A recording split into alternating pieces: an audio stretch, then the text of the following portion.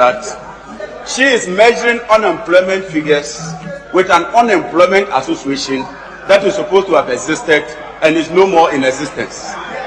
Mr. Speaker, it completely tells you that this government has failed and has failed big time. Mr. Speaker, if you want to check unemployment, must you go and look at an association that existed or did not exist? Give us the figures. But Mr. Speaker, I'm even more happy that today we are talking of the macro indicators translating into the micro indicators. Because these two must work in sync, they must work together. And so, Mr. Speaker, I refer to the finance minister's own budget, and I refer to page 21. Mr. Speaker, we have to deal with the outcomes before we even talk of what we can achieve.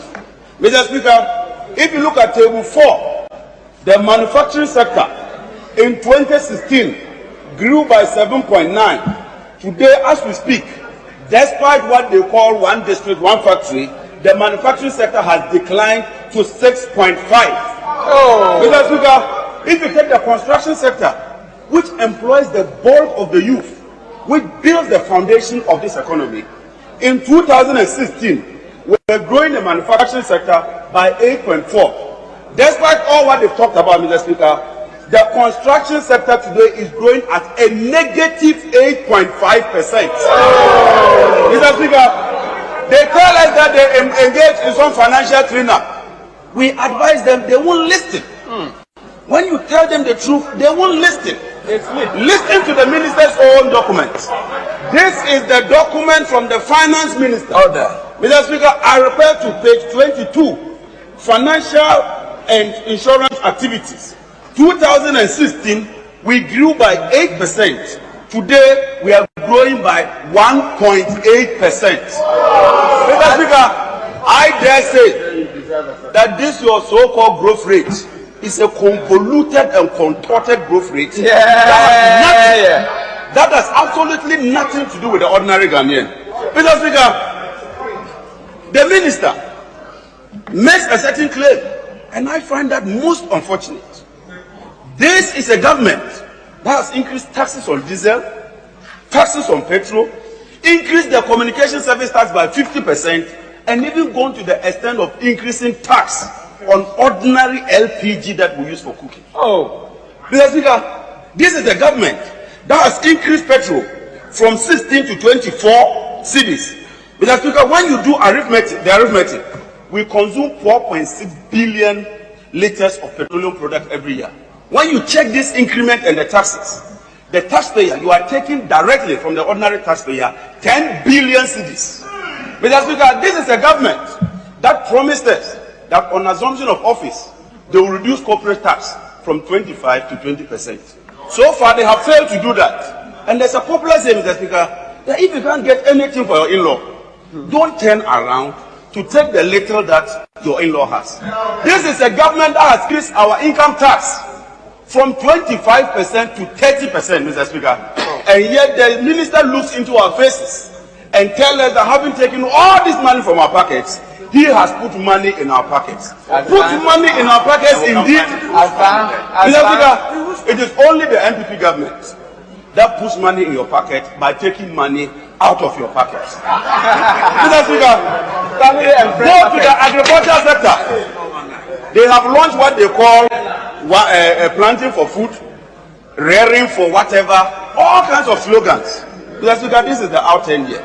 If you look at the agricultural sector, Mr. Speaker, based on the minister's own assertion, it is dropping from about 4.6 to 2.2. Mr. Speaker, managing the agricultural sector is not about sloganeerism. It's not about launching of programs and projects. It's about a dedicated and a committed attitude to doing that. Tell them. Mr. Speaker, this is a government. This is a government.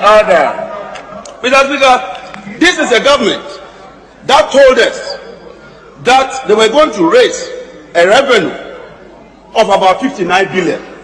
Mr. Speaker, today as we speak to you, the minister himself concedes that he has deviated from the revenue target by 13.6%. And we told them, Mr. Speaker, but they won't listen.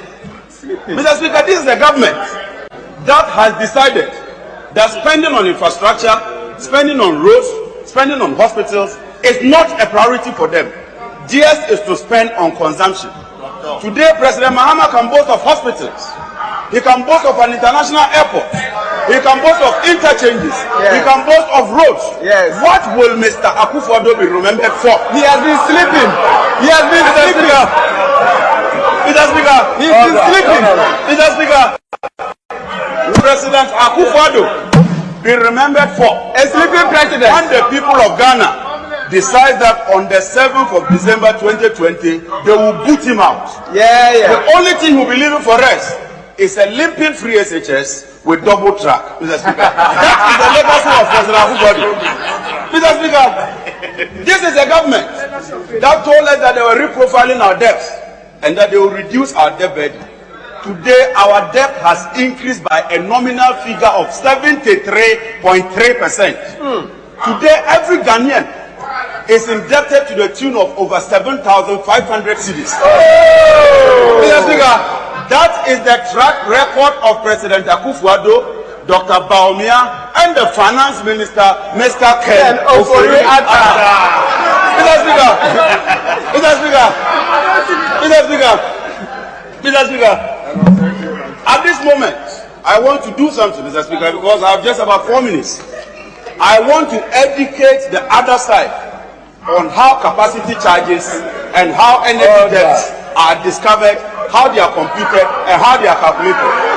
Mr. Speaker, the minister makes the claim that we have an installed capacity of 5,000, and all he does is to subtract our peak demand and say that that amount represents our capacity charge. Mr. Speaker, that is like turning energy economics upside down. Mr. Speaker, in the energy sector, let me make this clear and abundantly clear and substantially clear that you do not use capacity based on installed capacity. You rather do that based on available capacity.